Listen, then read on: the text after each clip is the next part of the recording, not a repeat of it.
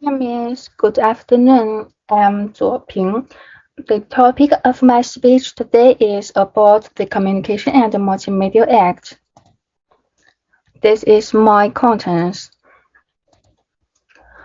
On 1st April 1999, the Communication and Multimedia Act was enacted, repealing the Telecommunications Act and the Broadcasting Act, and is a Malaysian law enacted to regulate the convergence of communications and multimedia and incidental matters.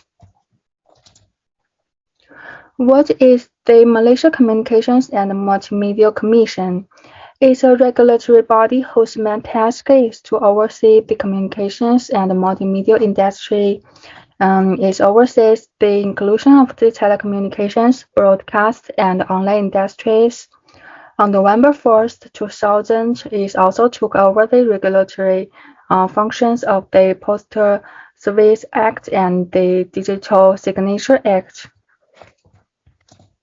Vision is to build a successful, effective, and growing self-regulating communications and multimedia industry to drive growth to meet the economic and social needs of Malaysia. Mission. The first is promote access to communication and multimedia services.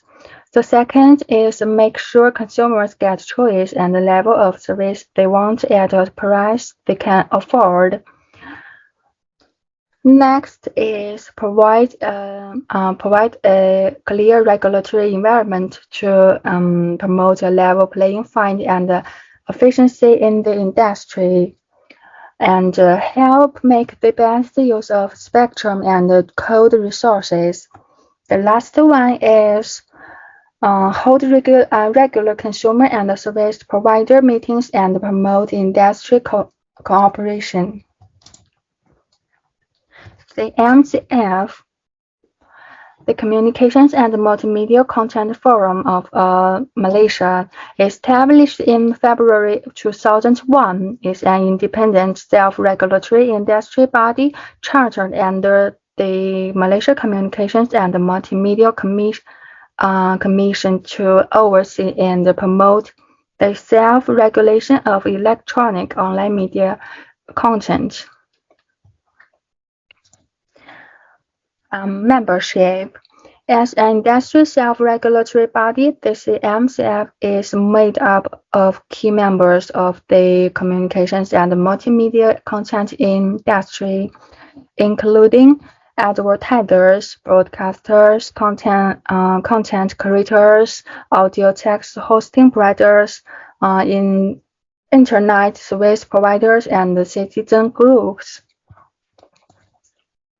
Broadcasting.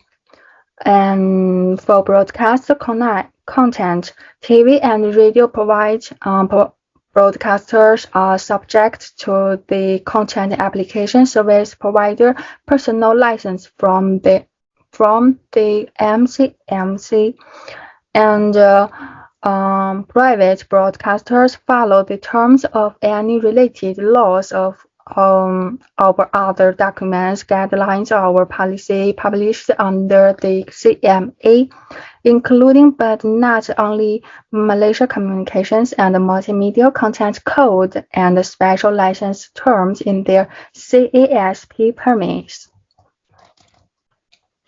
Content Code. The scope of the Content Code is defined in Section 234 of the 1998 CMA, which shall include model practices for dealing with offensive and indecent content, extending to but not limited to content suitability, trail of local culture and identity, public education and content regulation, and other related concerns to sociality. And how does the content code work? General guidelines. The main guidelines are set out in Section 211 first of the CMA, which states that any content application service provider or other person using a content application service shall not provide content that is indecent, obscene, false, menacing, or offensive. If someone commits a crime, the fine is up to 50,000 ringgit or imprisonment for not more than 1 year, and the offender continues to commit the crime after being convicted by the court, the fine is 1,000 ringgit per day. Yeah. These terms are aimed at giving protection to everyone. This means that any person who has been harmed by any posting on the internet or in the media can seek protection under these terms.